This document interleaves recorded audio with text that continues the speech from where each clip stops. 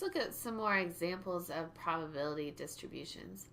Suppose you roll a fair six-sided die. You win $10 if you roll a 5 or a 6. You lose $5 if you roll a 1. And for any other outcome, you win or lose nothing. Let's create a table showing the probability distribution for the amount of money you win playing this game. Now remember, for our probability distribution, it needs to list all the possible outcomes and then the probability of each occurring. In this case, the possible outcomes are the amount of money that you win or lose. Okay? So let's read this carefully. I win $10 if I roll a 5 or 6. So one possible outcome is getting $10. I lose $5 if I roll a 1. So another possible outcome is rolling a 1.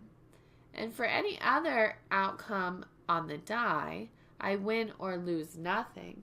So in this case, winning or losing nothing or getting $0 is the third possible outcome. So I'm going to list those outcomes here for X. And now I want to say what's the probability of each of these occurring. Now, let's start with win $10. We win $10 if we roll a 5 or a 6. We saw in the previous video that the probability of rolling a 5 or a 6 was 2/6 or 1/3. So the probability of winning $10 is 1/3. We lose $5 if we roll a 1. What's the probability of rolling a 1? Well, it's 1/6. And finally, for anything else, we're going to win or lose nothing. There are 3 other possible rolls that I could get, a 2, 3, or 4. So the probability of one of those 3 occurring is 3/6 or 1/2. So notice here, all the probabilities of my possible outcomes are between 0 and 1. And if I add those probabilities up, I have 1/6 plus 3/6, that's 4/6, plus 2/6, which is equal to 1/3. And that's going to give me 4/6 plus 2/6 is 6/6 or 1. Okay, so it satisfies the 2 conditions for a probability distribution. What if I have a continuous random variable? In this case, I can't list out all the outcomes for the continuous random variable, so we can't represent the probability distribution using a table. Instead, we're going to use a graph called a probability density curve. In the probability density curve, the total area under the curve is 1. So here on your screen, we have a curve that represents waiting time in minutes, and the total area under this curve, so if I were to go all the area under the curve, that's going to be 1. We've shaded just the area between 0 and 2, and so that's going to give me the probability of having a time between 0 and 2. So these were wait times before service at a coffee shop. Again, the shaded time represents the probability of a wait time between 0 and 2 minutes. Here's an example of a uniform distribution. In a uniform distribution, the probability of any individual wait time is the same for any time. Let's suppose a bus arrives at a certain stop every 12 minutes. This graph shows the probability distribution for wait times before the next bus arrives.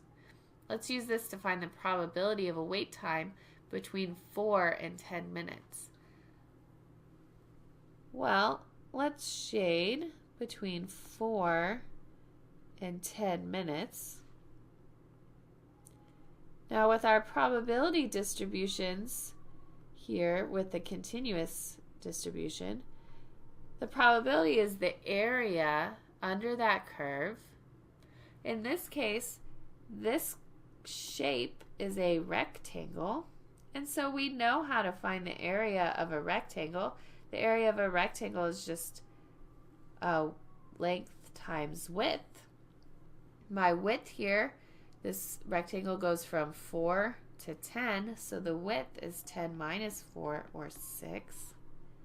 And the height of my rectangle here is the height of this line, which is 0.08333.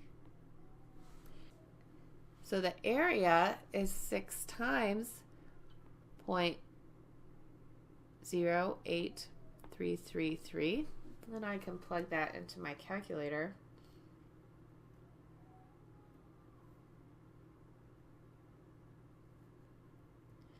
And I got 0.49998, or approximately 0.5.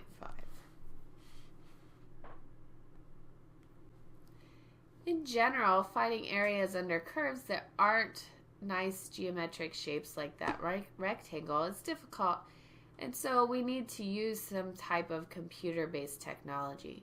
On your screen here, we have a nice symmetric bell-shaped curve that represents a density curve. In fact, this is going to be our normal density curve. And we can use StatCrunch to find the area under this curve. In fact, StatCrunch is going to remind us here that it's a probability. Here's a problem for you to try.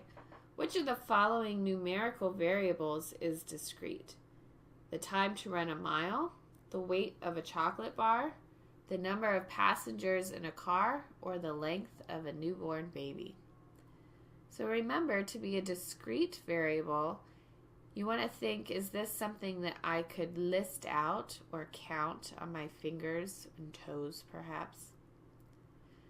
So only one of these works that way. It's the number of passengers in a car. In general, lengths, weights, and times are going to be continuous variables.